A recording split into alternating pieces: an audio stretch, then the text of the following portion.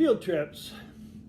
Over the course of my career, I've taken many field trips with students, and generally they have been a great experience for students and a wonderful learning experience that cannot be simulated in a regular classroom.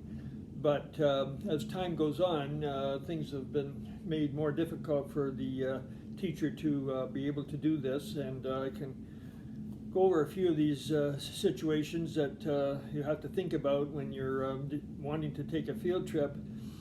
There's two different kinds of field trips, the part day field trip and then the overnight field trip. So we'll look at both briefly. For the part day field trip, the logistics involved are enormous. You're collecting money from students to pay for the field trip. You may be taking buses and have to collect money to rent the buses. You have to keep accurate records of what's going on. You have to communicate with the destination to make sure the guides know exactly what you want from them. That's critical. You have to have clear rules for your students so that they know exactly how to behave. You have to have them do some kind of recording and maybe a worksheet that would help them focus on what you want them to learn. You have to arrange for missed classes through the teachers that they're missing from class, and I used a sheet where they would take that sheet to the teacher involved, and that teacher would sign it, and the student would make sure that they got homework that would allow them to catch up. And then, of course, you have to have approval from the school and see that it fits into the calendar. So that's a lot of demand on the teacher, and takes time. Sometimes it's just easier to do the class in the regular classroom, but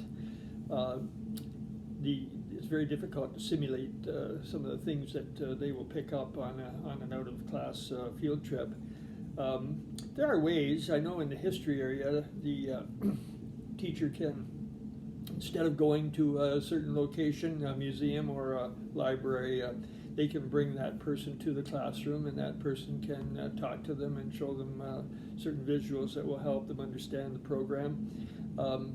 Sometimes walking tours can be replaced by visual aids, and can be made as effective as in terms of the teacher being able to point out certain things that are important for them. Some things are irreplaceable. I know in the history area you can't replace an archaeological dig, or you can't replace maybe a visit to the local courthouse, but a lot of things you can, and you can cut back on the time taken out of class. Discipline issues can be a little bit of a stressful situation for teachers, and you can't really think about doing it until you've developed a rapport with your students and have a good setup in your classroom, that you have the confidence that they will rise to the occasion. Now, the out-of-town field trips are even more logistically demanding and even more risky, but sometimes even more rewarding. So you there have to think about where you're going and organizing the whole trip, accommodation and all. I did take students to a location in Quebec, and they were billeted. That helped a great deal. But you need the extra support, staff support, or principal involved, and that you can't do it by yourself, that's for sure. But it's unfortunate because the learning involved in those trips are fantastic, and it's just a little risky, and I at one point decided that was not really what I wanted to do anymore.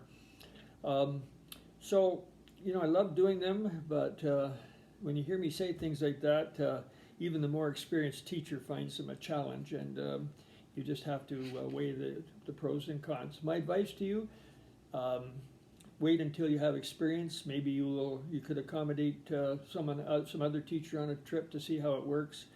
Wait till things you have the confidence to deal with it, and the time to deal with it, and just be smart about it.